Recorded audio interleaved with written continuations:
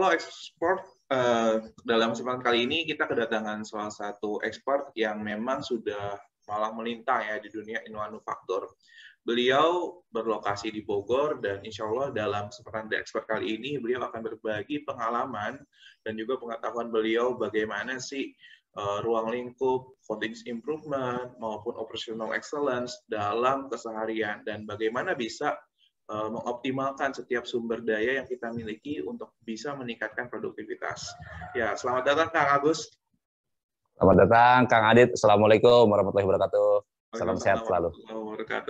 Kang Agus, di dalam The Expert ya kita biasanya dibagi dengan 3 sesi. Sesi pertama biasa perkenalan, nanti Kang Agus sharing perjalanan karir Kang Agus seperti apa. Kemudian yang kedua, sesi kedua kita akan berbicara mengenai membahas sebuah case, bagaimana sih apa yang harus dihadapi ketika kita saat pandemik dan bagaimana sih tipsnya dari Kang Agus untuk bisa melewati masa-masa pandemik terutama bagi perusahaan-perusahaan yang sedang berkembang.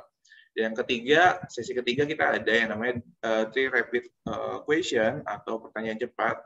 Nanti Kang Agus akan menjawab pertanyaan secara cepat, secara spontan tanpa mikir untuk bisa menjawab pertanyaan tersebut. Udah siap, Kang? Siap, siap, insya Allah. Oke, kita masuk ke sesi pertama. Kang Agus, boleh dong ceritakan perjalanannya Kang Agus dari awal karir merintis sampai dengan saat ini mungkin menjadi di level senior manager untuk bisa berkembang dan mungkin bisa juga sharing nih kepada teman-teman yang fresh graduate untuk bisa lebih termotivasi lagi. Silakan Kang Agus. Oke, baik. Terima kasih Kang Adit. Bismillahirrahmanirrahim atas kesempatannya. Assalamualaikum warahmatullahi wabarakatuh. Halo para rekan operational excellence, para praktisi, engineering, production, factory operational, safety, HSE, dan continuous improvement.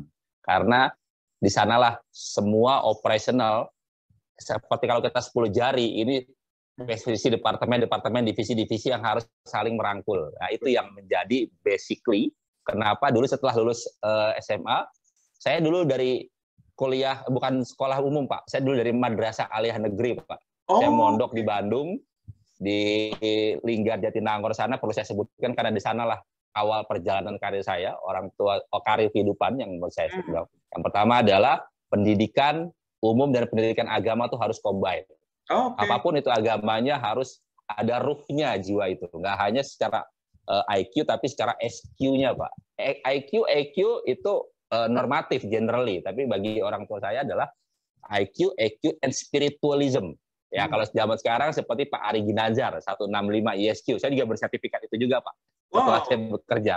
Jadi apa namanya? Seseorang leader, seorang pemimpin kalau tidak ada ruhnya, hati nurani. Kenapa background saya jembatan San Francisco itu? Itu banyak orang yang bunuh diri di sana setiap hari hampir 10 sampai 15 orang. Itu survei saat saya training ISQ dengan Pak Ari Ginanjar. Selama seminggu kalau nggak salah saya di sana apa namanya premium ISQ di sana seperti itu. Jadi nyambung tuh alhamdulillah orang tua saya dulu disekolahkan yang awalnya sekolah umum terus dimasukkan ke pondok biar apa saat udah SMA ruh religinya ada seperti itu. Bahwasanya kamu harus ingat Tuhan, kamu harus ingat Sang Pencipta. Kamu pinter nggak selamanya kalau pinter berdasarkan otak kamu tapi hasil tetesan ilmunya diberikan sama Tuhan kita. Itu intinya basically-nya. Makanya dari sana lulus SMA saya merantau langsung Pak, merantau langsung ke Makassar. Saya lulusan teknik mesin diploma 3 Universitas Hasanuddin Makassar. Masya Allah, dari Bandung ke Makassar tuh ya? Ke Makassar, ya itu bahwasanya kenapa saya ke sana, karena ya kami dari apa namanya ingin maju, ingin dapat sekolah negeri, tapi dengan biaya yang seminimal mungkin gitu loh. Karena biaya di Jabodetabek mahal-mahal Pak. Jadi saya coba, kalau zaman dulu kan masih ada UMPTN, SMPTN lah, zaman-zaman jadul lah ya, itu ketahuan dari generasinya kan. Itu yang pertama terbang ke sana, coba UMPTN gagal. Ya udah gagal. Tapi ada kesempatan tuh masuk diploma 3 Pak. Wah, yang penting negeri prinsip saya, karena pintu gerbang legasinya berbeda. Mohon maaf bukan menafikan swasta-swasta ya seperti itu biasanya. Kalau kita sebagai first batch, sebagai first graduate belum tahu apa-apa, kalau kita sudah punya modal legacy dari university yang negeri, insya Allah urutan klasifikasinya akan lebih di atas gitu loh maksud saya. Jadi saya sudah mulai lulus SMA sudah mulai baca-baca tuh. Oh kalau saya mau cari kerja itu harus di university yang negeri. Wah, berarti sebisa mungkin saya masuk labelnya. Walaupun I1, D3 juga is oke lah, ibaratnya seperti itu. Itulah roda kehidupan tuh memang seperti itu gitu loh. Akhirnya dapat sana D3, teknik mesin, banyak prestasi saya di sana, beasiswa saya setiap semester dapat beasiswa Super Semar, beasiswa akademik, beasiswa macam-macam lah. Pokoknya saya pemburu beasiswa gitu dan menjual papers, menjual makalah, jurnal segala macam, bahkan sampai menjual gambar, asisten gambar seperti itu. Jadi bosnya dari sana udah mulai cari-cari uang seperti itu intinya. Jadi dari sana lulus, mulai bekerja, cari-cari. Saya pernah di konstruksi. Sebelum saya di Pokari, saya pernah di PT Waskita Karya juga, membangun proyek SCBD Fluid. Itu saya ya ikutan buru-buru lepas lah, harian, kontrak. Jadi tinggal di bedeng, segala macam, itu saya alamin. Memang saya mau seperti itu gitu. Memang saya ingin belajar kerja. Bahwasanya saya yakin, karena saya udah kuliahnya teknik mesin, kan keras-keras tuh sendiri Makassar seperti apa gitu. Jadi ya seperti itulah, kehidupan sangat keras. Darah itu merah jenderal, saya di sana seperti itu. Jadi bahasanya ya nggak ada sesuatu yang kita harus bermanja-manja ria, melo-melo, nggak ada seperti itu. Maksudnya hidup ini keras dan kita harus membuat lembut kehidupan itu gitu. Kita olah, bukan menjadi keras lagi gitu. Seperti jurus Tai Chi ya kita harus pengolah tuh menjadi satu kekuatan baru sehingga berdampak efek buat kita dan buat orang lain secara positif, circle seperti itu. Alhamdulillah 6 bulan saya belajar kerja, saya katakan belajar kerja Pak di proyek itu, di SCBD sebagai Waskita Karya, sebagai buruh plumbing, bayangkan Pak, angkat-angkat pipa, sarjana, angkat-angkat pipa, ngetok-ngetokin pengukur pipa, saya pakai ilmu hidroulika, termodinamika, mekanika fluida, saya pakai di situ. Biasanya praktek kerja lapangan, on job training bagi saya. Alhamdulillah di sana setelah itu, udah cukup bagi saya belajar mental. Saya mau masuk ke factory atau masuk ke operasional. Lamar dapatlah di PT Amarta Indo Otsuka, kita sebut dengan Pokari Sweat, seperti di sana sebagai engineering staff karir saya. Nah, engineering staff itu bukan cuma engineering Pak, buat tahu sendiri, bahwa Japanese company satu orang multiple choice of skill. Jadi skill itu pilih tuh sesuai dengan kebutuhan seperti itu. Dan saya masuk ke sana nggak hanya serta-merta engineering lulusan D3 tulisan sarjana muda itu langsung plok di engineering, enggak Pak. Dulu Pak, ada ospeknya dulu tuh saya. Bayangkan Pak, selama 1 bulan saya tidak dikasihkan job engineering. Apa? Saya dijadikan sebagai on job training untuk di site of operator engineering. Jadi ya helpernya engineering, saya bawain check sheet, ngeliat bagaimana, diajarin, mau dipelonco, mantep banget deh. Ngebersihin WWTP, masuk ke ground tank-nya tuh. Ayo kamu nyemplung, ada apa di bawah? Udah kamu lihat aja, nanti ada apa di sana. Ternyata banyak ilmu di sana, gitu kan? Banyak piping, banyak submersible, banyak slats, banyak dewatering, segala macam. Ilmu itu banyak di bawah sana. Itu yang in below of land, bahasa junior senior saya begitu. Gayanya santai tapi ilmunya banyak. Wah ini mantep nih, saya kejar, saya bilang gitu kan. Saya dulu ngekos, saya sengaja kos di samping kosannya dia. Jadi kenapa? Saat di luar jam kerja saya bisa belajar. Nanya-nanya sambil makan, ngobrol, ya biasa obrolan warung kopi lah, obrolan warteg gitu kan. Biasanya bilang, Kang, kan namanya senior saya orang, apa namanya, saya ingat orang Subang, gitu. Kang Yana namanya itu. Saya perlu sebut nama beliau, karena banyak beliau jasanya kepada saya. Saya tidak pernah melupakan sejarah, gitu. Tidak pernah melupakan siapa orang-orang yang berjasa buat saya, gitu. Itu Kang Yana itu, orangnya kalem, diem, pinter, tapi baik. Selama kita baik juga. Nah itu bahwasanya gimana pun tergantung gimana kitanya gitu kan. Orang keras, orang lembut, cara mainnya berbeda. Nah ini saya banyak belajar kehidupan Kang di engineering itu. Biasanya pertama kali saya megang boiler itu utility, itu saya kaget Pak secara warming up. Kan bayangkan boiler 5 ton, kalau di kampus kan cuma kecil doang tuh, boiler ketel uap tuh kayak boiler Miura 500 kilo, kecil lah yang cup fire atau fire cup. Ini apa namanya sekarang yang fire cup, bukan yang tube, bukan water tube gitu loh. Iya. Wow, gede banget, segede rumah gitu kan. Saat warming up masih dingin kan, gedug gitu kan. Jadi lari saya, ngibrit, saya panggil senior saya ajarin, Kang, itu kok mau lepas bautnya, saya bilang. Udah itu biasa aja, nggak apa-apa, hadepin aja. Buset, ini bagi saya masalah sebesar itu kok dia santai banget. Berarti apa? Mereka sudah tahu cara mengendalikannya, sudah tahu tipenya, sudah tahu karakteristiknya dari problem tersebut. Nah ini menjadi dasar. Kenapa menjadi saya angkat ceritakan ini? Buat menjadi hikmah bahwasanya setiap problem, setiap untuk for your eksekusi how, why, 5 why 1 hanya kalau kata orang-orang, kalau kata Pak Masaki Imai gitu loh. Jadi saya bicara tuh langsung mengambil beberapa referensi gitu loh, Kang. Jadi maksudnya biar teman-teman tuh teman-teman sharing the expert tuh bisa paham, oh kenapa sih Kang Agus ini bicara aku dari dasar banget, alasannya apa, nanti akan ada hibrohnya di belakangnya, ada hikmahnya seperti itu. Jadi dari sana saya diajarin tuh, pertama diajarin mentality supaya tidak bermental tempe, tidak bermental yang lembek, tapi harus keras. Kehidupan ini keras, men, gitu. Maksudnya kamu harus mengolah kekerasan itu menjadi kelembutan sehingga semuanya bisa diterima oleh masyarakat seperti itu.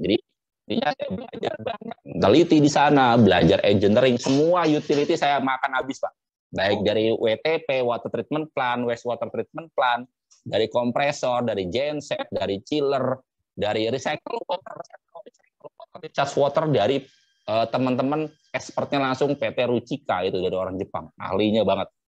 Ada orang Jepangnya, WWTP juga dari Ebara, kompresor dari apa namanya Atlas Copco, terus Kaiser, boiler dari Hawken Boiler, Wisop segala macam, genset dari Caterpillar, dan apa namanya untuk chiller dari York, dari Fuji segala macam, boiler pun macam-macam. Saya sudah bersertifikat operator boiler kelas 1 sampai di atas 10 ton, ada saya pernah megang boiler 70 ton, atau pernah megang boiler 17 ton, itu batu bara.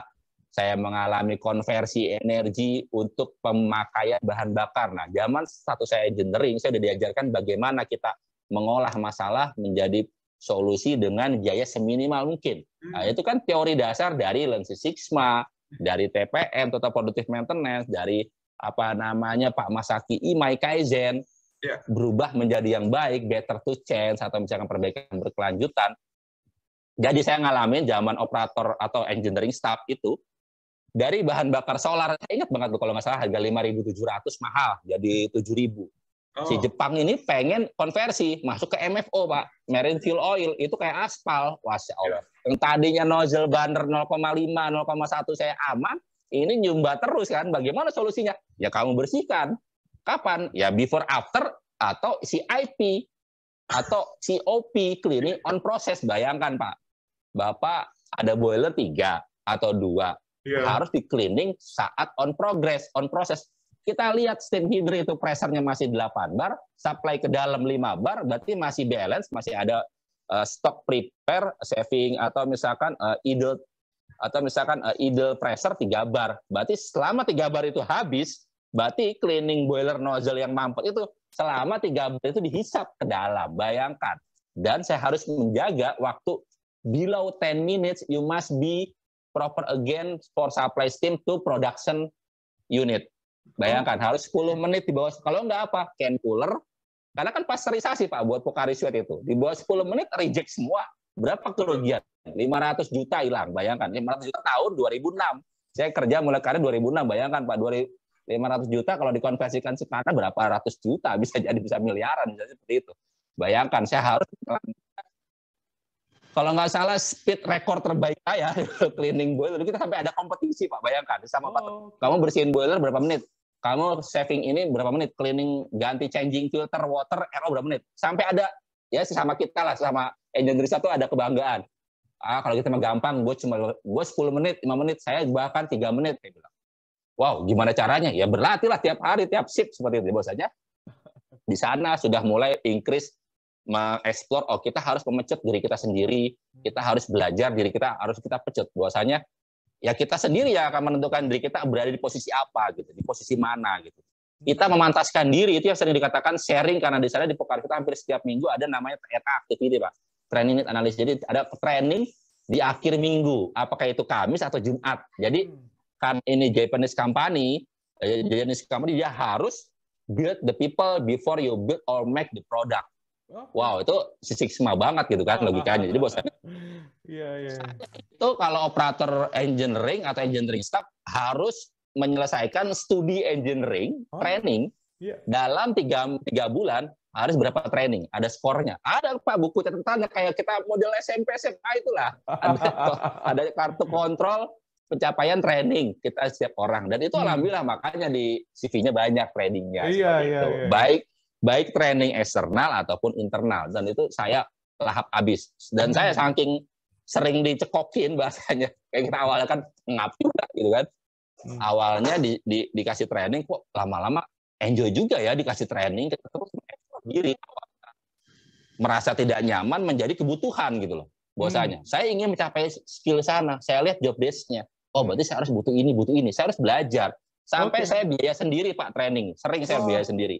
Misalkan di luar saya ingat banget itu untuk training food safety 22.000 sampai saya daftar yang di UI, terus misalkan di mana yang mulai yang gratisan atau yang harga cuma 100.000, 150.000. Saya ngumpul itu dari uang lemburan. Wah, saya dulu pemburu lemburan Pak. Kenapa? Dari lembur itu saya banyak belajar dari trouble mesin. Nah ini yang menjadi pondasi saya. Kenapa saya siap Sabtu Minggu selalu di pabrik? Bukan di luar seperti orang-orang kongko jalan-jalan ke Bogor. Lo kan di Curug Pak, Sukabumi. Di Curug Lido ke Bogor itu kurang lebih 1 jam 2 jam. Kita ibarat kata dari yang desa kepada kota gitu loh ke Bogor. Jadi seperti kayaknya bangga banget gitu. Padahal biasa-biasa aja sih. naik angkot itu Sabtu Minggu. Saya pikir daripada saya kongko nggak jelas, ya sama aja lah gitu juga. Mendingan saya memperkaya diri gitu kan. Memperkaya diri dengan ilmu-ilmu. Oh, saat Sabtu Minggu itu ada namanya maintenance day. Nah, di maintenance planning untuk PM, di sana sudah diajarkan tuh Pak, engineering monitoring system. Jadi, kita sudah membuat planning schedule preventive maintenance, bagaimana yang mau breakdown, mana yang mau diprediktif, korektif itu di hari Sabtu Minggu. Kecuali yang breakdown FMA-nya, failure method mesin di dalam prosesnya breakdown, ya kita mau nggak mau harus pada saat just in time seperti itu. Tapi kalau misalnya di planning, itu di prepare tuh spare part-nya, schedule-nya, SOP-nya. SOP-nya harus paham dulu Pak, nggak serta-merta kita bongkar, enggak. Bahwasanya dulu diajarkan dari sisi supervisor, dari leader supervisor. Jadi bahwasanya itu sangat-sangat banyak. Dan dari sana saya diajarin bagaimana berproses, mengerti operasional, mengerti mesin, bagaimana cara mengendalikannya. Banyak juga Pak filernya, banyak juga patah-patahnya banyak. Sampai saya pernah saat ganti filter membran aero itu salah kebalik. Bayangkan satu membran aero-nya harganya hampir di atas 50 jutaan. Saya ngerusakin hampir 3 atau 4, bayangkan berapa ratus juta. Jadi saya dimarahin sama bos. Tapi di situ saya banyak belajar. Saya di SP pernah ngalamin di SP Pak. Perjalanan karir saya tidak semulus orang-orang, tidak mungkin tidak semua orang-orang mungkin. Berprestasi alhamdulillah itu karunia dari Allah. Tapi SP pernah saya rasakan. Tapi bukan karena kekonyolan, tapi karena ya mungkin persepsi saya berbeda dengan dan di sana saya banyak belajar. Berarti apa yang bisa saya ambil? Saya perlu koordinasi dulu, perlu ada namanya briefing before you acting seperti itu. Baca SOP-nya. Jadi dari yang pernah jatuh, jangan jatuh lagi. Bahkan kita ngajarin orang, hey kamu jangan sampai jatuh ya seperti itu. Itu sih hikmah saya ambil. Nah dari sana saya belajar operasional, belajar project untuk pembangunan pabrik Pocari yang botol atau PET project itu ya saya dengan tim seperti itu. Saya di bagian utility-nya, bagian maintenance-nya, bagian HSE-nya tuh udah mulai diperkenalkan safety itu HSE tuh. Alhamdulillah belajar project, belajar kejujuran di sana. Kenapa saya bilang belajar kejujuran? Saya sebagai engineering leader di sana alhamdulillah dipercayakan sebagai PIC project Pak. Bayangkan nilai projectnya miliaran Pak. Vendor-vendor kan datang tuh, banyak barang-barang. Karena saya expert di utility dan di mesin maintenance, vendor-vendor berusaha lah pengen ngasih jatah, ngasih suap-suapan, ngasih barang yang unspecification, barang-barang reject, barang-barang rekondisi, ya barang-barang asam reges, dan misalkan daerah-daerah mana lah. Biasa lah ya, kalau itu biasa lah ya. Project bagi orang-orang yang biasa, tapi bagi saya tidak biasa. Karena saya diajarkan bahwasanya kalau kamu ingin sukses, kamu harus berproses satu persatu. Tahapannya harus kamu rasakan dan harus jujur. Kenapa? Speak by data, Pak. Diajarin sama teman-teman Pocari Sweat sama tim Otsuka di sana. Satu adalah speak by data. Terus teamwork. Terus adalah bahasa-bahasanya semua untuk one for all for one. Jadi bahasanya kita tuh kalau kamu salah, tim kamu pasti akan merasakan kesalahan kamu gitu loh. Kalau ini kamu terima barang reject, kamu ACC, otomatis itu satu hari nanti akan ketahuan juga, akan ada failure operation juga. Ya, di sini engineering itu adalah ilmu pasti, tidak ada yang akal-akalan. 1 tambah 1 ya 2, nggak mungkin jadi 12, 17. Itu teman-teman finance. Karena apa? Ada di beranak pinakan di operasi. Kalau di engineering kan, kalau kamu masang baut M4, M11, M10 di murnya yang M4, Boatmore, M10, mana bisa masuk ya nggak bisa masuk. Mechanical seal, Maxil, yang Maxil yang saya ingat banget dulu, Maxil yang sistem spring dengan yang sistem keramik itu berbeda. Untuk kita pakai, tapi bisa sebagai temporary action atau pakai Glen packing. Spesifikasinya Glen packing dipakai Maxil, ya bisa jalan bisa, tapi banyak lusis, banyak waste of water di sana. Bayangkan, saya di sana diajarkan waste of utility itu nggak cuma per liter Pak, tapi per tetes per detik. Saya hitung tuh berapa mililiter tetesan air pompa yang ada biasa di Glen packing bawahnya itu kita tadangin Pak, kita hitung speednya berapa jatuhnya, berapa mililiter dikali per hari, per minggu, per bulan, per tahun. Itu lusis kamu. Saya sampai tempo hari ngitung air itu kerugian per hari dari operasional satu mesin saja itu sampai 1.500.000 per satu mesin per hari, dikalikan banyak mesin berapa ratus juta gitu. Apalagi boiler kita menghitung pakai Spirax Sarco untuk steam calculation optimization. Saya bersertifikat juga masalah itu. Jadi bagaimana kita mengkalkulasikan steam ton per hours dengan water per hours, dengan ton per hours, dengan energi ton per hours 4 sisi. Itu dulu ingat banget kurs dolar masih di bawah 10.000. Kalau nggak salah, harga solar itu di kisaran 5.700-an. Kerugian yang saya pernah hitung waktu zaman tersebut itu kurang lebih 1,5 juta per menit. Per menit, Pak, bukan per jam. Kenapa? Karena banyak rugi-rugi daya. Kalau dalam ilmu termodinamika, hidroulika itu ada rugi-rugi daya atau misalkan di setiap tikungan. Kenapa? Steam saat dia mengalir menghadapi hantaman dia akan turun menjadi kondensasi, ada water. Nah di sana berpikir lagi bagaimana cara improvementnya, karena di sana sudah diperkenalkan kita recycle water, kita balikan menjadi feed water sehingga untuk pemanasan bahan bakarnya akan lebih saving kembali. Itu project-project. Makanya dari titik-titik steam trap tersebut kita kasih tadangan, kita tarik steam header, kita tarik header water from condensate pipeline, namanya condensate return cycle project, balikin lagi ke feed water pump sehingga apa? Panasnya kita akan saving hampir di atas 45%, Pak. Ada namanya condensate return tank. Condensate return tank can be combined to fresh water yang di mana conductivity hardness-nya itu sudah stabil. Ya kita tinggal tambah aja adjuster untuk dari sisi turbidity atau misalkan conductivity-nya. Tapi temperaturnya kita udah dapat. Bayangkan Pak, untuk memanaskan saat 0 derajat sampai 70 derajat Celcius kita membutuhkan 30 menit. Sedangkan return kondensat itu sudah 65 atau 50 derajat lah paling below. Saya ingat banget, saya masih ingat Pak detail-detailnya karena saya orangnya detail. Saya tulis semuanya. Jadi itu lumayan dong. Berarti kita cuma bisa memakai waktu 5 menit untuk menaikkan dari 65 ke 70 derajat misalkan. Balik lagi. Savingnya banyak, ya banyak. Makanya sampai mendapatkan reward ya dikasih makan gratis sama atasan, dibeliin minuman segala macam ya itu mungkin yang saat saya menjadi atasan menjadi ini loh teori engagement with the team. Ini loh yang disebut dengan we are the champion for our process. Susah senang ya kita sama-sama. Itu kenapa saya selalu menjalani tiap prosesnya dengan bertanggung jawab. Capek ya capek. Tapi saya anggap sebagai pembelajaran. Kamu sekarang tahapnya belajar. Ya sudah. Dari itu proyek kejujuran. Saya pernah ditawarin saat incoming boiler itu harga hampir 2 miliar. Saya karena udah operator boiler kelas 1 kan saya tahu dari sisi metalurgi karena saya teknik mesin gitu kan belajar metalurgi fisik, bahan bagaimana yang scrap.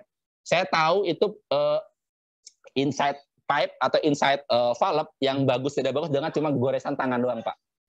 Oh ini bagus nih. Oh ini hasil rekondisi nih. Saya diajarin Pak, zaman dulu di kampus ataupun di training operator boiler di Pulau Mas tempo hari. Jadi saat datang boiler, pipa-pipa semua segala macam nozzle segala macam valve, saya elus semua satu-satu Pak. Saya gini, oh ini nih, ini reject. Dari mana tahu? Saya masukin HP ceklek. Ini ada scrap, ini rekondisi, ini cat, nggak mungkin. Kalau asli ada standarnya dan saya pelajarin tuh Pak, ASME standar, G standar. Terus segala macam. Jadi bahwasanya mereka nggak bisa ngomong apa karena saya speak by data. Ada fotonya mana serjalan. Betul. Menarik banget ya dari pengalamannya Kang Agus ya. Nah, itu dari situ basically saya di kawasan jeda. Dari sana setelah saya mungkin kata atasan saya kamu udah cukup lah belajarnya gitu loh. Karena dulu mau ekspor ke Middle East, saya kan waktu pas Asian Games Qatar, Doha Qatar itu butuh bahwasanya ada integrated management system dari manajemen.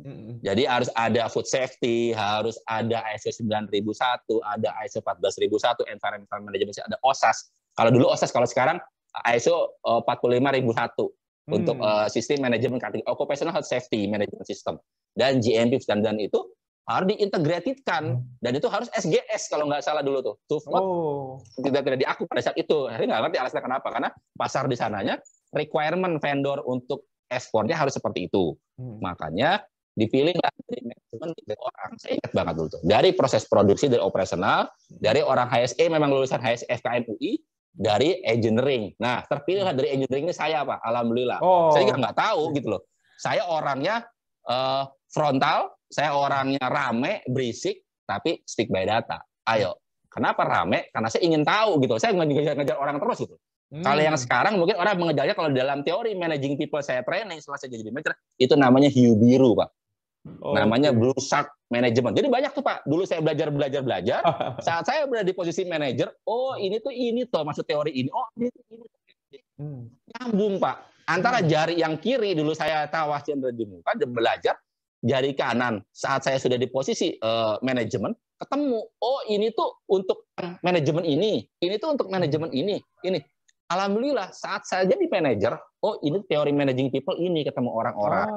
Ini teori untuk problem solving itu ini, pakai Lean Six Sigma, pakai Seven Tools, seperti itu. Jadi apa ya, bahwasanya ya alhamdulillah saya sangat bersyukur. Kejujuran tuh kita di trust, bahwasanya managing of trust gitu. Jadi tiga orang tadi itu kemana? Ke Qatar atau gimana programnya? Enggak, tetap di sana, tapi dipersiapkan, di-prepare untuk membangun integrated management system. Jadi sebagai pilot project, sebagai PIC-nya. Ya? Yes, PIC penanggung jawab, dan kami dikasih waktu kurang lebih, saya ingat banget kalau nggak salah 6 bulan, 3 bulan untuk kita belajar masing-masing. Saya belajar Alika 3, saya belajar manajemen, saya belajar production, tidak megang operasional, tidak, difokuskan. Biasanya kalau Japanese company style itu kalau kamu mau satu target ya difokuskan satu-satu. Tapi kamu harus bertanggung jawab. Dan dia lihat tuh track record kita dari awal. Ini orangnya bertanggung jawab, dia speak by data, dia mau mencatat, intinya dicatat, Pak. Dulu di sana saya ingat banget bos saya, kamu selalu harus punya buku. Ini buku ini dari pertama kali saya kerja, Bapak percaya nggak percaya, di lemari saya udah ada hampir 15, Pak. Buku tulis catatan saya dari pertama kali saya jadi Om Engineering sampai sekarang itu masih ada semuanya, nggak ada yang saya buang. Iya. Kenapa? Karena orang Jepangnya pernah bilang sama saya, zaman boleh canggih, zaman boleh keren, boleh iPad, boleh touchscreen, tapi tulisan itu tidak pernah pudar. Bahwasanya kamu speak by data, kamu pernah menulis di tanggal berapa, di tahun berapa, kamu itu namanya pernah bekerja, pernah berprestasi, pernah bermasalah. Bagaimana cara problem solvingnya? Inilah catatan. Ini basically ISO adalah tulis yang kamu kerjakan yang kamu tulis. Nyambung kan berarti kan antara tangan kiri, tangan kanan gitu loh. Kalau kamu lupa ya tinggal buka. Tapi kalau iPad, kalau baterai lowbat emang bisa dibuka? Nggak bisa seperti itu. Bahwasanya, iya benar juga. Bahkan sampai saya pernah diketawain saat saya jadi level manager, sampai jadi general manager meeting dengan customer saya, itu saya pernah diketawain, Pak. Lah, Pak Agus masih bawa buku-buku tulis? Iya. Saya bilang, bahwasanya semua catatan kerja saya di sini. Ini bukti speak by data saya. Jadi bahwasanya selalu saya memberikan informasi kepada tim saya, staf saya yang baru join pun, kamu harus menulis apa yang diinstruksikan, apa yang kamu kerjakan, kamu menghadapi masalah apa, kamu tulis. Dan di sana, setelah kita melihat Lean Six Sigma, kita melihat total productive maintenance, ternyata benar kan? Check sheet, checklist, nggak pernah absen tuh dari setiap management tools. Di DMAIC, measure, atau inisiasi, analyze, control, DMAIC, itu ada di tulisan. Bagaimana check sheet, bagaimana data? Yang saya sekarang sedang mempelajari automation pun, yang itu, yang di fokus, yang disasar itu apa? Data gitu kan. Data itu apa? Tulisan. Tulisan itu apa? Foto, video. Sama dengan kata-kata yang dikatakan sensei saya zaman saya di Pokariset dulu. Orang Jepang, level presiden direktur technical Asia Tenggara, Eropa dan Amerika itu masih mau ngebubut, Pak, bayangkan. Dia ngebubut baut untuk satu mesin. Saya ingat banget dulu, mesin saat FAT baru beli mesin Fujisil, saya ingat banget kalau nggak salah, Fujisil atau mesin filling gitu loh. Karena kita bottle filling mesin kan. Ada baut yang menurut dia pitch torque-nya itu miring berapa derajat. Dia nggak mau. Dia punya filler gauge, punya pengukuran tuh canggih banget kan. Wah, keren banget saya bilang. Saya penasaran, saya kintilin terus kepada saya ikutin. Agusan, come here. Please revise this screwdriver. Oke, Mister. Kadang-kadang dia pakai bahasa Indonesia, kadang-kadang bahasa Inggris, kadang-kadang saya kerjain. Oke, finish. Not yet perfect. Oke, please follow me. Diajarin sama dia, Pak, bagaimana cara nge-phrase yang baik. Bayangkan, Pak, level presiden direktur ngajarin saya yang operator zaman dulu. Yang cuma leader ibarat kata. Dari atas sampai bawah. Saya bilang, itu yang kenapa yang saya pelajarin. Saat kita di bawah, saat kita di atas, nggak ada perbedaan. Sama aja, kita akan begini gitu. Nah, ini yang mungkin para leader, para practitioner expert, para operational excellent atau OPEX practitioner, mungkin kadang-kadang lupa, kadang-kadang terlena dengan posisi, saya sudah OPEX nih, statusnya Operation Excellence, saya nggak mau datang ke workshop misalkan, nggak mau nyari ngubek-ngubek baut, ngubek mur.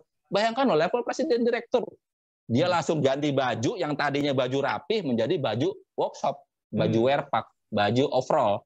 Diajarin tuh bahwasanya. Setelah itu kita dikumpulin sama dia, diajarin filosofinya sama dia. Bahwasanya setiap hal yang detail dan itu termasuk defect proses atau kita mengenal dengan FMEA atau failure method analysis di dalam proses, itu harus kamu sikapi secara serius. Harus balikan ke basic standar. Masuk dong kepada total predictive maintenance, kepada Lean Six Sigma, restore origin condition for your machine. Itu di AM step 1, step 2 masuk tuh, Pak. Autonomous maintenance. Atau di plan maintenance, TPM, yang sekarang saya gelutin juga. Saya juga sebagai TPM. Kang Agus, ya itu kan menarik ya. Jadi pengalamannya Kang Agus dari mulai lulusan MAN, kemudian ke Makassar, ambil D3 Mechanical Engineer, kemudian akhirnya kerja di Amarta Otsuka. Nah, kemudian di Jayabayanya itu ketika di Otsuka atau langsung dari D3 ke Jayabaya?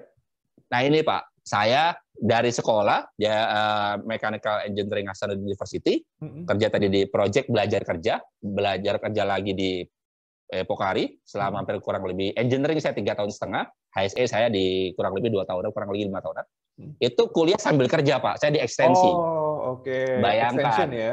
Extension di Jayabaya kelas karyawan Sabtu Minggu. Bayangkan saya selama 2 tahun, nggak sampai 2 tahun saya lulus mah di bawah target bosnya. Jadi bosnya target mah 2 tahun, saya di bawah 2 tahun gitu maksudnya. Kuliahnya. Jadi itu saya selama 2 tahun itu saya buat perjanjian, kesepakatan dengan manajemen, saya hanya kerja di shift 3 saja. Serius? Serius, bayangkan. Aja. Karena saya mau kuliah. Karena di dalam peraturan perusahaan tidak boleh mengganggu aktivitas pekerjaan. Itu wajar dong, semua perusahaan kan ingin profit gitu loh. Betul. Saya itu masih di Otsuka berarti?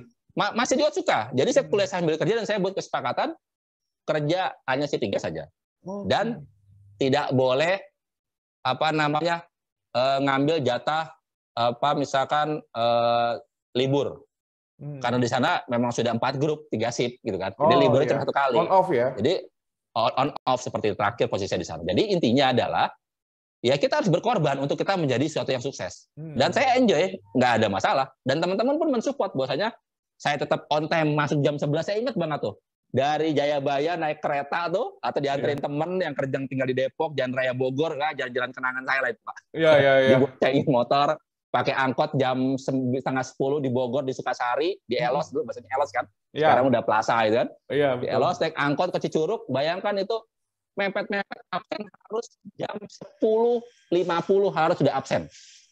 Karena 10 menit untuk dilakukan toolbox meeting, briefing meeting, handover shift seperti itu. Dan saya alhamdulillah nggak pernah telat. Alhamdulillah. Berarti apa? Manajemen time dong, time management di sana. Dan komitmen. Saya juga dibilang sama orang kampus, Pak, saya kerja, saya jam 9 harus udah ada atau maksimal jam 9:30 harus ada di Bogor, saya bilang. Nah, disinilah kejujuran, keterbukaan kita dalam melaksanakan aktivitas itu harus tersampaikan. Sama juga dong dengan manajemen, sama dengan manajemen. Bagaimana kamu menurunkan dari planning, supply, demand planning, masuk ke NPD, New Product Development, masuk ke riset R&D, masuk ke customer. Ini yang saya lakukan di ADEF sebagai General Manager. Dan semuanya, bahwasanya dari atasannya A, bawah juga A. Biasa kalau kita outbound, training kan adanya, ayo suara bersambung. Itu harus jujur, tepat, detail. Seperti yang disampaikan orang Jepang tadi. Dulu itu Pak Takaharasan, saya ngerti namanya Pak siapa namanya Takaharasan. Itu Takaharasan orangnya baik banget, tapi galak banget. Jangan salah. Bahwasanya kita hidup harus imbang. Tapi perusahaannya mengizinkan ya untuk shift 3? Mengizinkan. Mengizinkan. Karena apa namanya? Dan alhamdulillah saya kagak pernah sakit tuh. Nggak pernah sakit. Paling sakit kalau misalkan kecapean, paling cuma minum antangin, tolak angin, beres, selesai. Dan saya ya melakukan pola hidup sehat Rasulullah. Jadi puasa Senin Kemis, makan terus banget. Ya itulah, banyak minum air putih, nggak yang aneh-aneh. Ya, insya Allah life balance gitu loh. Sehat kok, makanan sayur-sayuran, ya normal lah, nggak ada hidup seperti orang biasa saja. Memang pola hidup Rasulullah maksudnya. Insya Allah ini akan bermanfaat seperti itu. Alhamdulillah. Jadi banyak hal-hal yang belajar hidup. Saya biasanya sekolah kehidupan. Dan di sana perih emang perih, sakit, capek. Hujan badai ngalamin tuh Pak saat tol jalan dari Ciawi sampai ke Elos kan dicor tuh Pak. Iya betul. Cornya tuh masya Allah macetnya, waduh kalah kalau yang sekarang nggak biasa. Udah jalanan hancur, dicor, hujan pula, macet pula. Bayangkan sampai saya nyewa ojek tuh langganan lewat Cihideng, muter lewat belakang. Kang, saya bayar dia lebih. Saya ingat banget tuh, ngeluarin uang 20.000 kayaknya berat banget, 30.000 tuh. Aduh, saya bilang ini jatah makan saya 2 hari. Saya bilang ini berkurang, saya bilang gitu. Ya udahlah demi satu cita-cita gitu kan. Ya udahlah. Yang penting saya antar sampai stasiun Bogor ya, saya bilang gitu. Stasiun Bogor, oke siap. Karena udah langganan, jadi udah dianggap seperti anak sendiri gitu loh. Itulah bahwasanya selain kita pintar, kita perlu spiritual acquisition. Kita harus wongi wong gitu loh, memanusiakan manusia. Kan berkata-kata atasnya being of the human beings, Agus bahwasanya. Kamu harus memanusiakan manusia. Siapapun itu, levelnya itu, kamu harus menghormati dia. Apakah itu orang tua ataupun anak muda segala macam, itu insya Allah kamu akan ditolong oleh orang-orang selama kamu membumi gitu loh. Ini yang banyak pesan-pesan dari teman-teman yang udah sepuh-sepuh di sana. Saya ambil, saya tarik, saya tulis. Sistem belajar saya adalah saat orang ngajarin, saya fokus, saya tulis. Saya nggak ngerti, saya tanya. Sampai tuh orang bosan, capek. Mau nanya apaan lagi sih, Gus? Banyak banget pertanyaan lo gitu. Karena saya encourage itu. Curiosity saya itu memang harus besar, karena saya belum paham. Saya harus paham sampai seperti dia. Itu saya kalau belajar harus sama seperti orang yang saya mau kejar. Minimal ya 80-90% lah dari kemampuannya dia gitu. Dan alhamdulillah itu. Dan dari sana selama 2 tahun saya kuliah sambil kerja. Habis lulus udah punya S1 dong, udah pengalaman, udah alhamdulillah baru mulai searching lagi dan udah 5 tahun dong. Ibaratnya saya belajar maksudnya untuk kita mumpuni target segala macam. Oke. Itu project PGN pipanisasi gas dari Ciawi, PGN Bogor, sampai sana Pocari Sweat yang pertama kali buat proyek itu saya Pak dulu PIC-nya. Masya Allah. Berarti panjang juga ya. Jadi kuncinya sih untuk teman-teman nih pada fresh graduate, yang pertama adalah memahami juga ya adab ilmu ya. Jadi bagaimana ilmu itu diikat dengan tulisan, bagaimana ilmu itu bukan hanya tulisan, tapi juga bisa bermanfaat untuk dieksekusi. Nah, yang menarik dari Kang Agus nih tadi bukan hanya menulis, tapi juga melaksanakan dengan penuh integritas, kemudian menjalani setiap prosesnya, dan kebayang dong dari Jayabaya ke Sukabumi ya, si Paris Sweat sendiri jarak tempuhnya panjang banget dan juga pastinya banyak pengalaman nih dalam perjalanan beliau dari mulai Jayabaya sampai dengan Sukabumi. Menarik banget nih perjalanannya Kang Agus. Kang Agus kan kalau saya lihat dari profilnya Kang Agus nih banyak sekali proyek ya yang Kang Agus pimpin, yang Kang Agus dampingi. Menurut Kang Agus, dari sekian banyak proyek tersebut, proyek mana yang menurut Kang Agus sangat terkesan? Ada 2 proyek yang sangat terkesan bagi saya. Satu proyek pembangunan pabrik Pocari Sweat untuk botol PET. First line dan second line. Itu yang pertama. Dan yang kedua, proyek pembangunan pabrik dari 0 sampai running operasi sampai sekarang itu di PT Asahi Indofood. Sekarang namanya udah berubah menjadi Indolacto C3.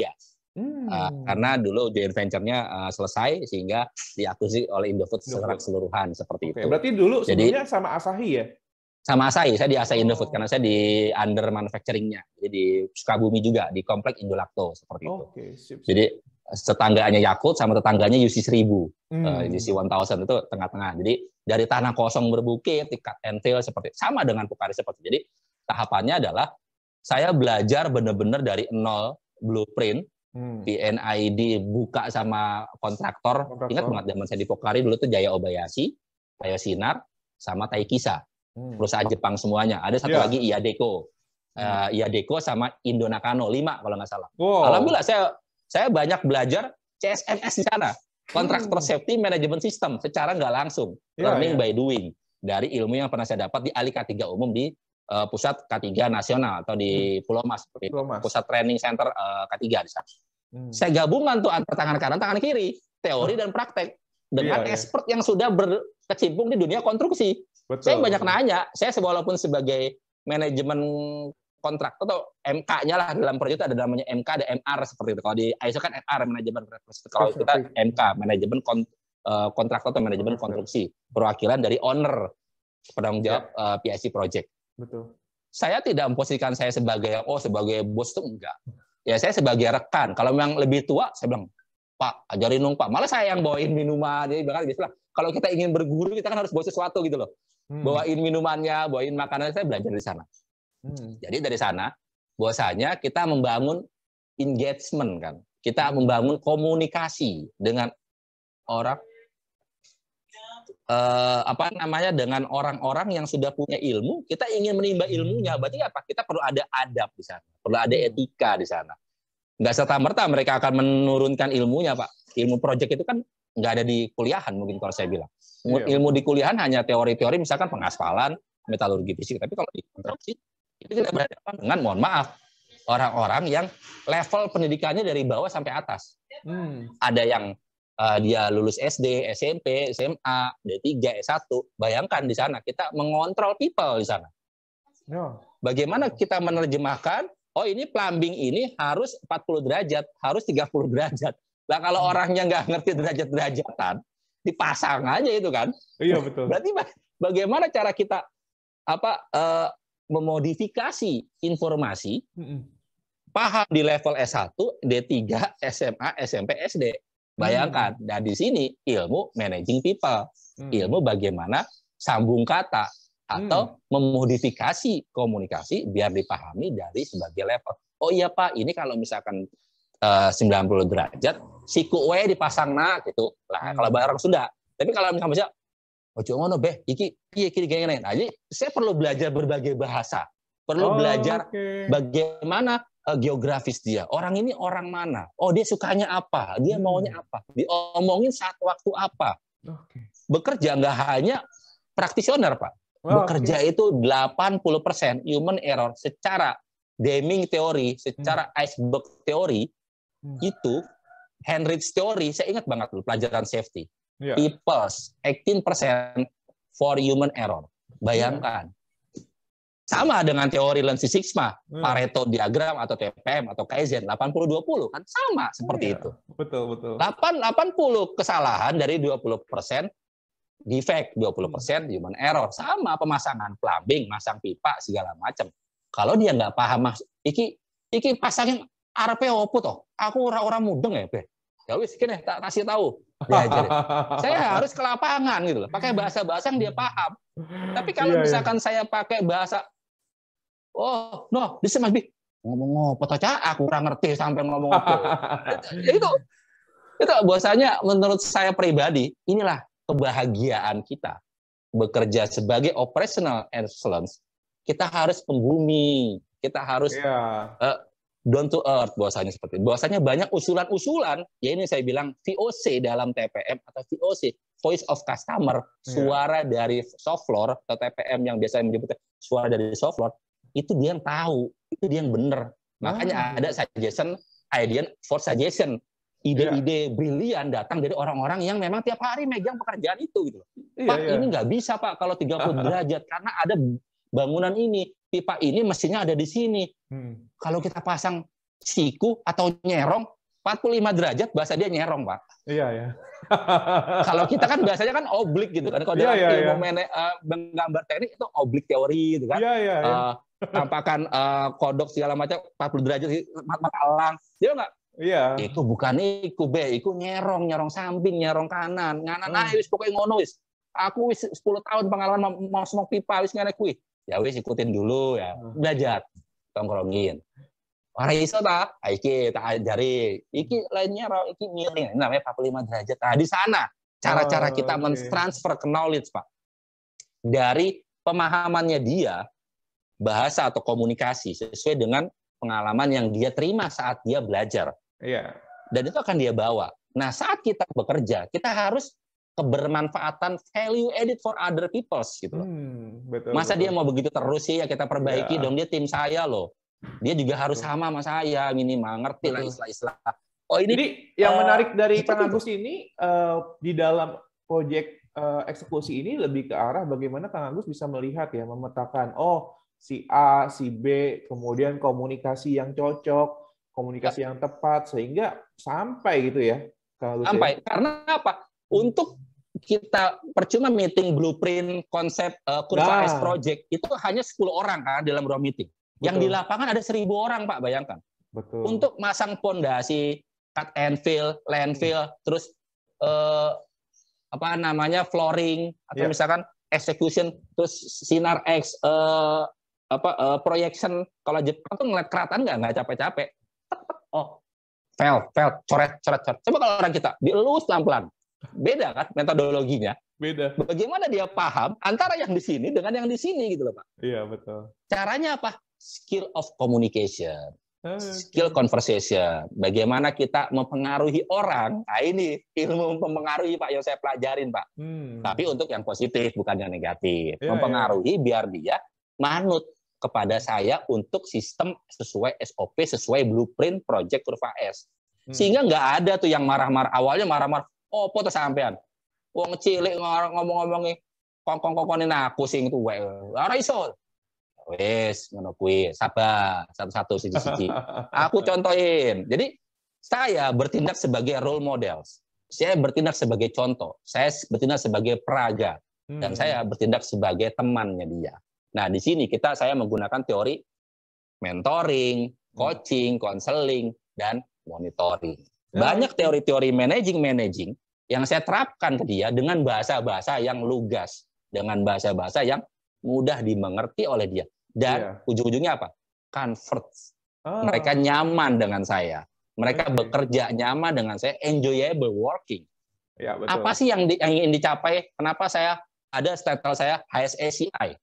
Health Safety Environment Continuous Improvement. Dulu waktu pas saya di ASA Indofood sama atasan saya, dengan GM saya, kamu di posisi HSECI ya? Saya tanya, apa itu HSECI, Pak? Saya bilang, saya nggak ngerti, saya orangnya jujur. Kalau saya nggak tahu, saya bilang nggak tahu. HSECI adalah dua posisi yang sangat strategis, yang sangat memegang peranan penting dalam operational excellence atau factory operation. Yang di mana HSE dari sisi people, dari sisi standar, dari sisi normatif, dari sisi regulasi, dan dari sisi performan orang harus optimal dan sesuai 100% sesuai dengan plan of work-nya. Berarti dalam hal ini 80%.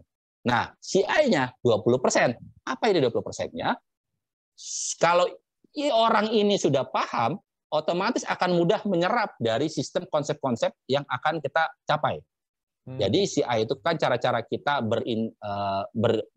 organisasi, cara kita menerapkan standar operation yang tepat sesuai dengan kaidah-kaidah yang ingin kita capai. Misalkan food and beverage, teorinya seperti ini, food safety seperti ini, GMP seperti ini, halalnya seperti ini, stylenya berbeda-beda. Kita masuk ke pesticida company, misalkan di Agricon, pengalaman saya di Agricon. Walaupun posisi saya sebagai maintenance supervisor, saya didapuk sebagai HSE representatif, sebagai sekretaris P2K3. Persis siapa? SMK 3 Emas dapat di sana, alhamdulillah. Di Pokari, Integrated Management System, alhamdulillah sesuai dengan target SGS, dapat semuanya sampai bisa ekspor. Langsung lari ke golf. Saya pernah di hospitality saya juga sama. Jadi bahwasanya project-project ini harus excellencies dipahami oleh praktisi-praktisi semua level dan menjadi tanggung jawab yang bertanggung jawab. Bayangkan, tanggung jawab itu job desk. Bertanggung jawab aplikasi dia dalam bekerja. Ada atau tidak adanya atasan. Nah, ini teori ESQ, teori spiritual Christian. Mantap. Diuji kejujuran kita dalam bekerja, ada atau tidak adanya atasan. Makanya kan ada tuh kalau misalkan iklan lowongan kerja, apakah kamu siap bekerja dengan minimum supervisor? Oke, I'm ready. Karena saya biasa kerja baik ada orang, nggak ada orang, ya sama kualitasnya. Harus bukan berarti kita cari muka atau kiss ass, bahasa-bahasa orang zaman. Lu kiss ass, lu cari muka mulu. Ngapain cari muka kalau muka sudah ada? Ibaratnya seperti itu. Biasanya. Kalau orang-orang yang seperti itu kan orang-orang yang tidak mempunyai qualified. Kalau kita qualified, ngapain mesti pusing-pusing dengan omongan orang? Itu wajar. Biarin aja. Kita ini juga jadi pelajaran nih ya, Kang Agus ya, dalam pekerjaan ya. Jadi untuk teman-teman profesional, fokus aja dalam expertise kita. Jadi kalau kita sudah ahli, kalau kita memang mempunyai value added atau kita punya skill yang memang sudah mumpuni, fokus aja dalam melatih skill kita, menambah skill kita, memperdalam skill kita.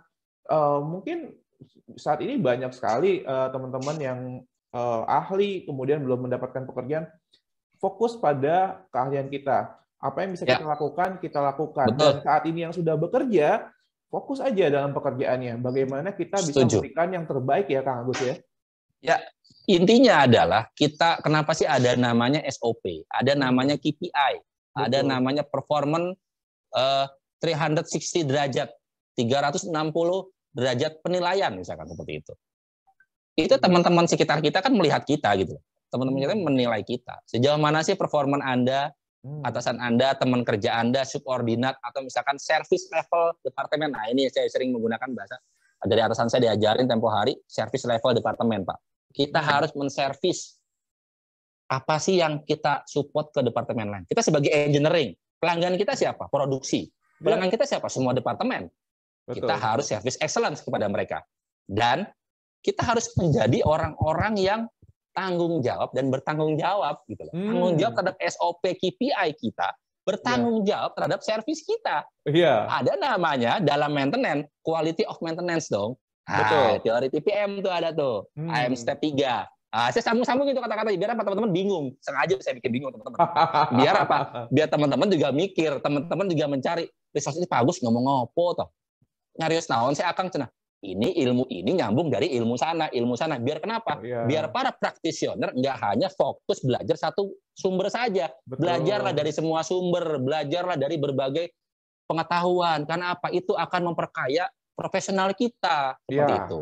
Orang yang berpengalaman seperti itu. Betul. Jadi yang menarik dari Kang Agus tadi yang sudah diuraikan adalah teman-teman juga harus memahami, jangan bicara operational excellence kalau di internal kita masih banyak hambatan. Jangan bicara excellence kalau memang customer internal kita masih mendapatkan masalah dari kita. Betul, Pak. Betul. Jadi service level departemen penting. Betul. External satisfaction atau kepuasan pelanggan eksternal itu ditentukan dari bagaimana kita menjalani setiap proses di dalamnya. Bagaimana kita melihat setiap proses dalam organisasi kita memang benar-benar memberikan yang terbaik sehingga output akhirnya atau kepuasan pelanggan akhirnya itu yang didapatkan. Jadi yang namanya service level, yang namanya kepuasan pelanggan itu bukan given, tapi sesuatu yang memang sudah direncanakan, sesuatu yang sudah dijalankan, bahkan memang fokus terhadap bagian-bagian terkecilnya. Yang tadi disampaikan oleh Pak Agus, contoh di maintenance, ada quality of maintenance. Bagaimana maintenance ini bukan sekedar kerja, bukan sekedar bongkar baut atau bongkar mesin, tapi memikirkan apa nih yang bisa kita berikan atau produk seperti apa yang akan keluar dari mesin kita sehingga orang produksi nggak komplain. Kadang-kadang hal ini yang harus benar-benar dipegang oleh teman-teman engineer maupun teman-teman maintenance. Itu Kang Agus ya, menarik banget.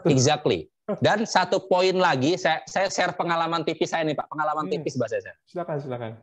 Sekarang saya tanya, saya boleh nanya di semua mantan engineering lah, karena basic saya engineering karena teknik mesin saya. Ada nggak yang masih megang special tools, kunci-kunci kerja dia sampai sekarang? Saya tanya. Kalau ada yang berarti sepemahaman dan Anda orang sukses kalau menurut saya. Saya masih ada sampai sekarang Pak. Tas kecil saya ingat banget tas Eger yang zaman dulu yang kecil-kecil tuh. Tas Eger, tas simpang. itu masih lengkap kunci-kunci saya dan masih bersih dan masih berguna sampai sekarang. Dari tahun 2006, Pak, bayangkan. Wow. Berarti apa?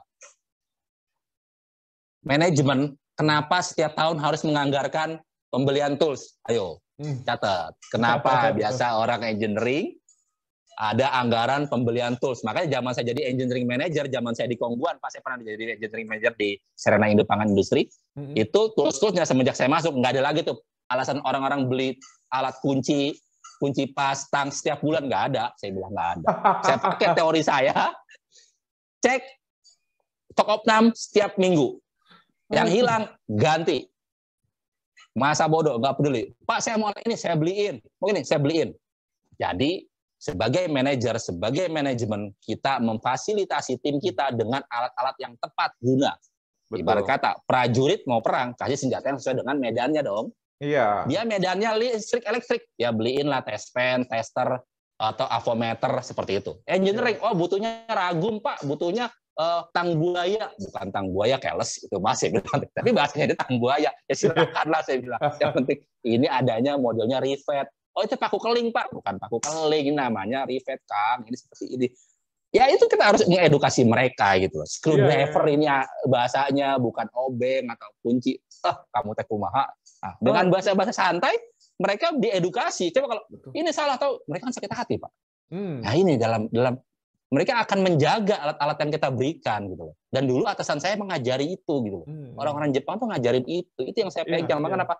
Saat saya mau ngebenerin motor, buka apa, saya ingat bongkar masih ada di rumah, Pak. Satu tas saya itu masih ada. Biasanya seorang engineering itulah bahasanya orang engineering.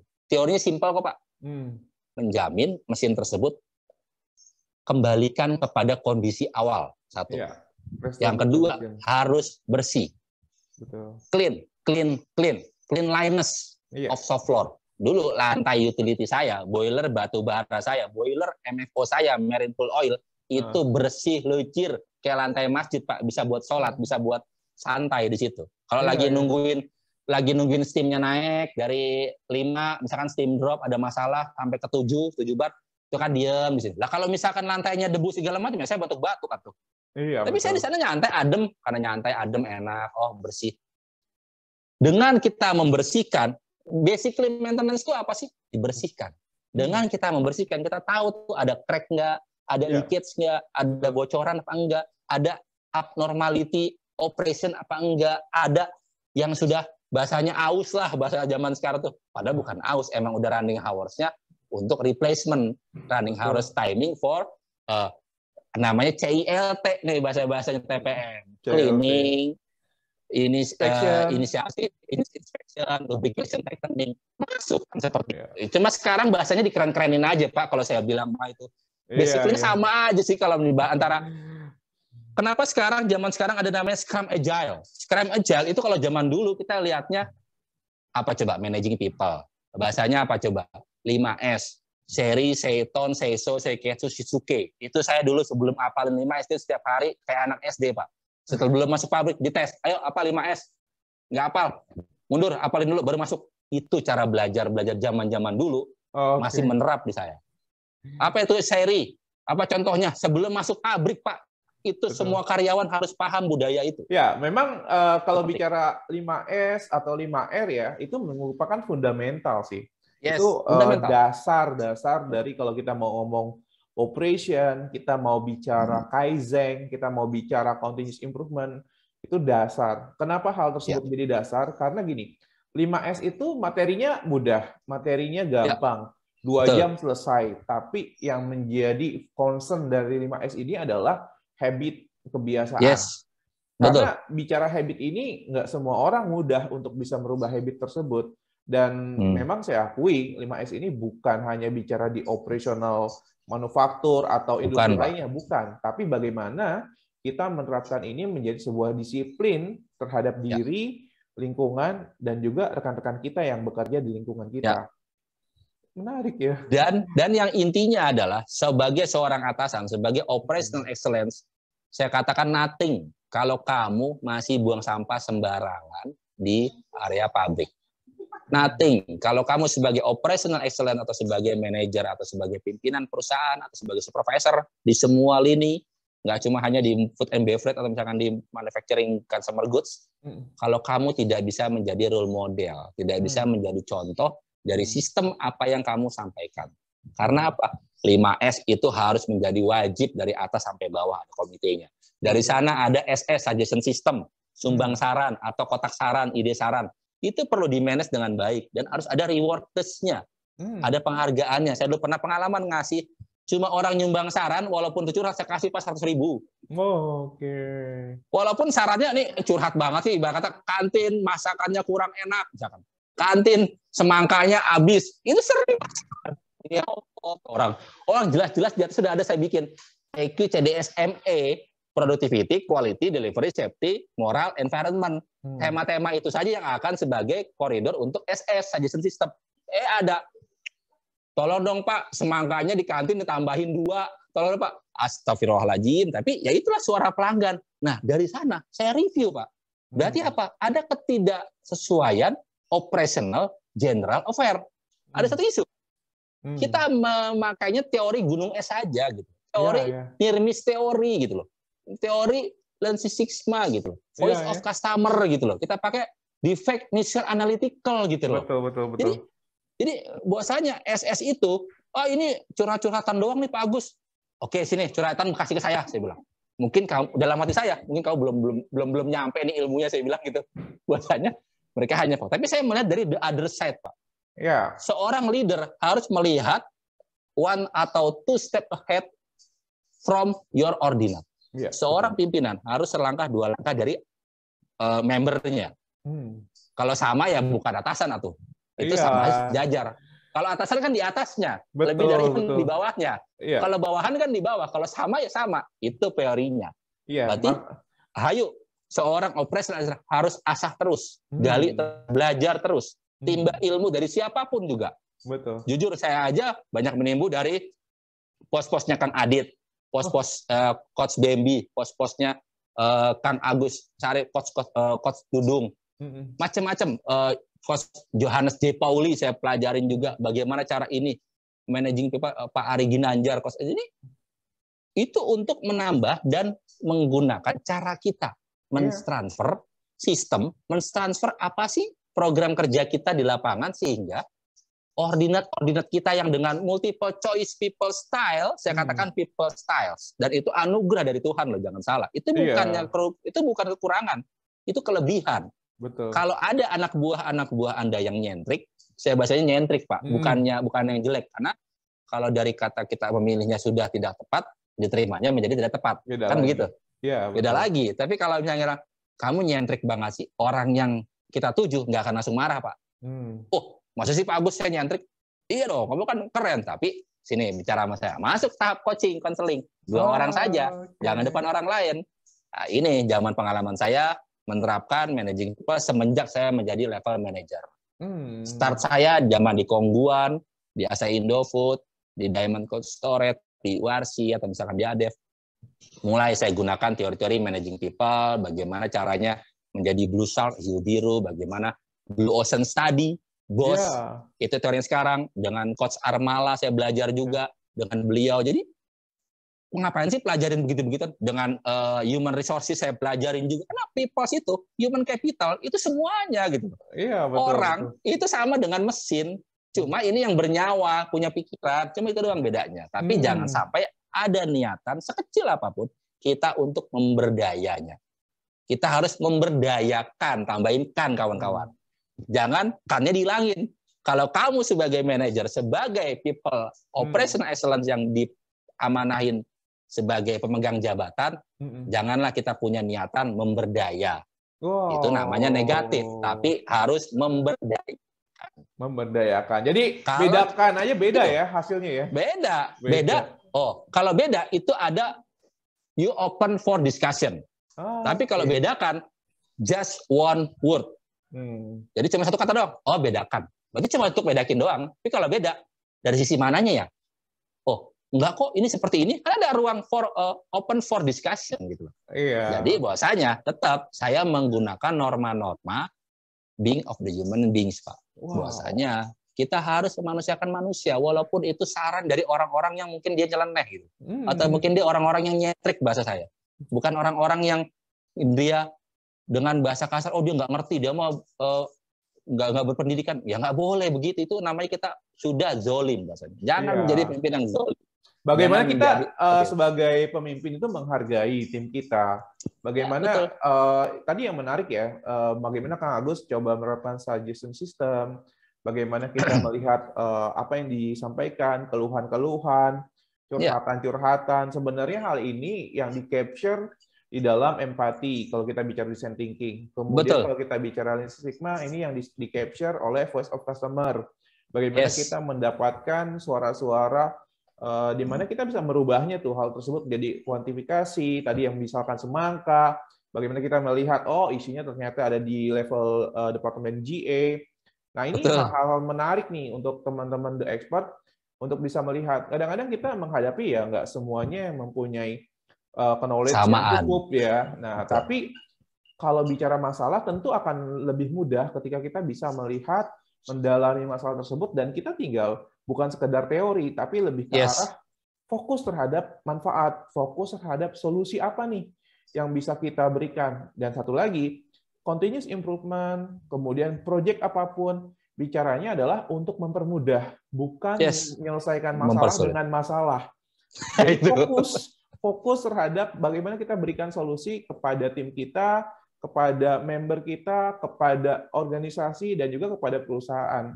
Nah, oleh karena itu, ini yang menjadi poin penting di dalam diskusi kita bersama Kang Agus pada The Expert kali ini. Kang Agus, di sesi akhir kita ada 3 pertanyaan cepat yang bisa Kang Agus jawab. Oke. Yang pertama, Makassar atau Bogor? Makassar. Engineer atau operation? Operation. Yang ketiga, terakhir, Palu Bahasa Serigala atau Sotomi Bogor? Sotomi Bogor. Sotomi Bogor. Oke. Kita masuk yang pertama deh. Tadi. Siap. Pilihannya tadi Makassar atau Bogor? Kenapa saya bilang Makassar? Karena saya mulai dari awal. Saya selalu sistematis insya Allah. Seorang fresh graduate, karena The Expert ini akan ditonton oleh semua orang. Nggak hanya praktisi expert yang sudah mumpuni, yang sudah tahu bagaimana rasanya asam garamnya dunia pekerjaan. Tapi teman-teman, adik-adik kita, para generasi muda, generasi penerus yang ingin mencapai karirnya, dia mau jadi seperti apa, monggo silakan. Mau jadi apa silakan. Tapi kamu harus menemukan kawah-kawah candra di muka kamu sendiri. Kamu harus menemukan bagaimana kamu berada, dari mana kamu belajar, dan bagaimana kamu belajar, dan carilah ilmu-ilmu yang sejauh mungkin. Tolabul ilmi walau bisin gitu kan. Cara ilmu walaupun sampai ke negeri Cina gitu loh. Sampai apa itu, karena dulu dari Arab ke Cina sangat jauh. Jadi sejauh mungkin gitu loh. Makanya kalau main harus jauh, jangan pendek-pendek biar pola pikirnya nggak pendek gitu loh. Itu intinya gitu loh. Oke, berarti ketika di Makassar itu banyak pelajaran ya berarti Kang Agus. Banyak banget, Pak. Bayangkan teman-teman saya Jawa Sunda. Di sana ketemu sama orang Papua, sama orang Ambon, orang Dayak, orang Nusa Tenggara, orang seluruh pulau di Indonesia, orang Sumatera, orang Jawa pun banyak, Pak. Berarti apa? Di situ ada satu teori bahwasanya kita harus menghormati dan menghargai, saling guyup dalam bersosialisasi. Kalau ada perbedaan, ya udah dicarikan solusinya. Jangan cari ribut, udah itu intinya. Kalau di Makassar biasanya main kemana? Kalau Makassar? Makassar saya di Pantai Losari, Pak. Itu biasa tongkrongan anak-anak teknik. Jadi karena saya di sana, fakultas itu paling ngetren, paling bergengsi lah. Cuma 2, Pak, di Makassar zaman saya dulu. Atau sekarang saya nggak ngerti. Fakultas teknik, fakultas kedokteran. Yang lainnya tidak dianggap itu fakultas itu. itu dulu kesombongan pada saat itu, Pak. Kesombongan pada saat itu gitu loh. Jadi kenapa saya bilang kita sudah harus menetapkan standar tinggi untuk kita mencapai satu target. Itu berarti apa? Level confidence kan. Bukan serta-merta kita ingin menjadi angku, bukan saya. Tapi adalah banyak kok senior-senior saya yang sekarang berada di pucuk-pucuk perusahaan semua berada keren-keren seperti itu. Saya dulu pernah sekelas dengan ponakannya Pak Yusuf Kalla dulu. Saya sering ke rumahnya beliau dulu.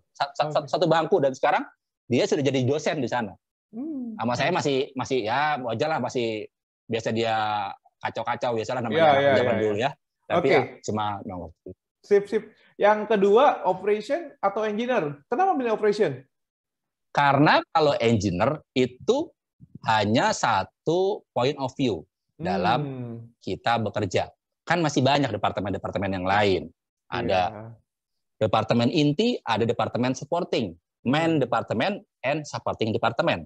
Kalau departemen inti itu kan production, di mana-manapun juga production, mau di oil and gas, manufacturing, atau misalkan di UMKM, itu kan production departemen inti. Tapi departemen supporting kan finance, accounting, IT, HR, GA, terus misalkan supply chain, atau misalkan dulu kita nyala logistik, warehouse, terus engineering, itu kan supporting.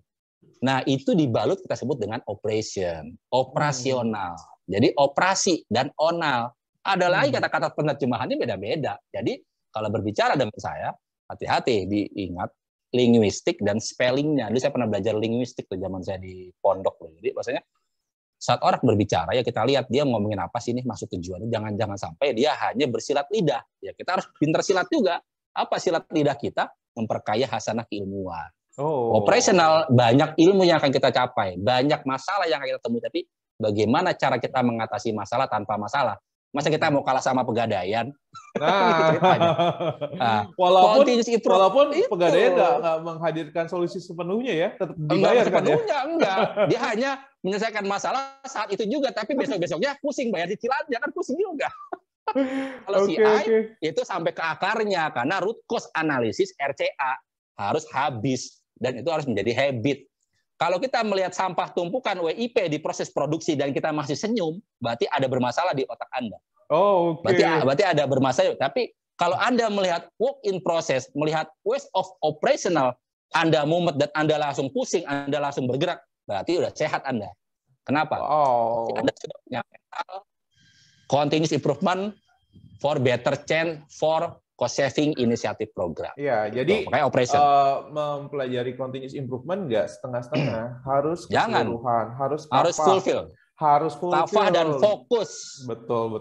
Harus bertanggung jawab, harus amanah, harus memanusiakan manusia. Karena kita akan berhadapan dengan manusia. Walaupun sekarang sudah automation 4.0, tetap aja ada people di sana. Saya sekarang sedang develop satu perusahaan untuk automation, Pak. Bahkan di terakhir di URC dan di ADEF pun saya sudah menerapkan automation juga, walaupun belum 100%. Tapi sudah membangun seperti itu.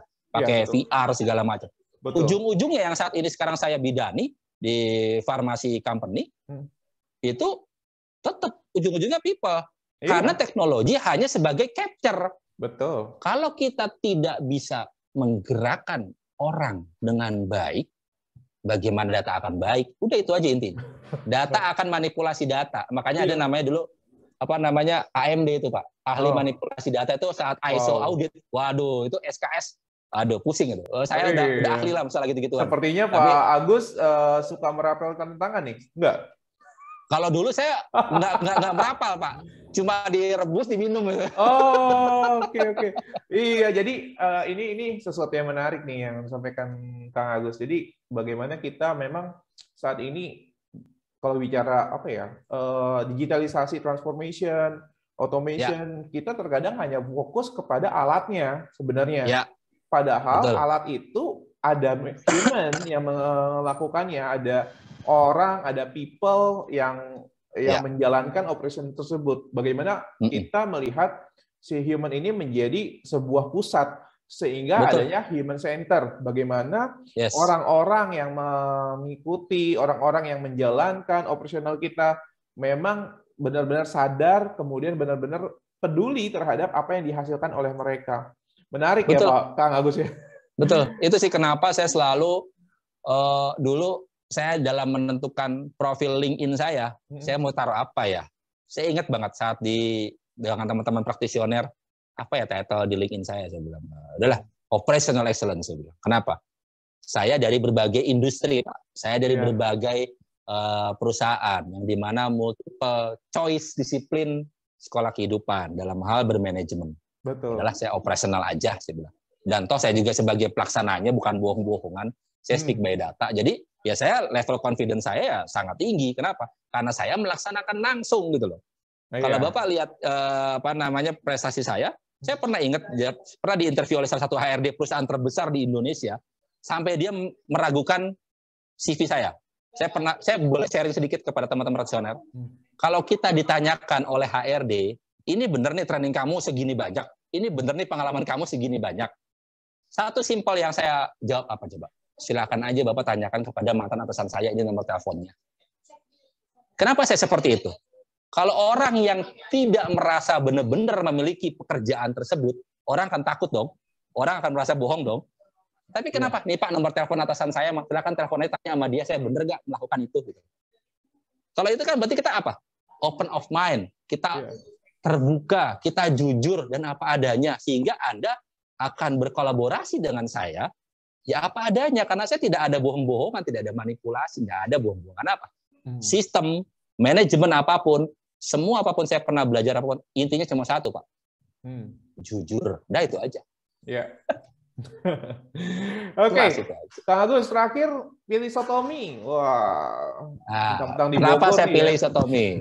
Kalau Palu Basah, Palu Marah, Coto Makassar, dulu zaman-zaman saya belajar Kawah Chandra di muka Pak. Kalau sekarang Sotomi Bogor itu adalah saat kita memulai perjalanan, saat kita memulai journey, pasti akan ada end of your journey dong. Pasti ada tujuan akhirnya. Pasti ada target capai apa yang ingin kamu capai. Kita hidup, pasti teman-teman practitioner punya target sendiri dalam hidup dong. Kayak saya misalkan, kenapa sih kok Pak Agus di tahun ini sekian. Saya punya target hidup. Nah, kenapa saya mau Sotomi Bogor? Nah, Sotomi itu dengan berbagai rasa, macam-macam komposisi, diciptakan sama dengan Coto Makassar, dengan Palu Basah sama prosesnya sama. Nggak ada yang beda. Bikin Palu Basah saya tahu, karena saudara-saudara saya ada juga yang menikah dengan orang Makassar. Jadi Palu Basah, Coto Makassar itu rutin. Kalau kita sedang ada acara, semua menu Nusantara ada semua. Tapi mengandung filosofi gitu loh. Pembuatan prosesnya sama. Pembuatan Palu Basah dengan Sotomi Bogor. Tapi kenapa saya ngambil Sotomi Bogor? Kalau kita makan di Bogor, kita akan lebih adem, kita akan lebih tenang, kita akan lebih fun, kita akan lebih maturity. Nah ini, dalam semua perjalanan hidup kita harus maturity, Pak. Kita harus menjadi orang yang dewasa, Kang Adit, teman-teman practitioner expert. Bahwasanya kalau kamu bertambah usia, bertambah level, bertambah posisi, tapi kalau kamu tidak dewasa, ya buat apa gitu loh.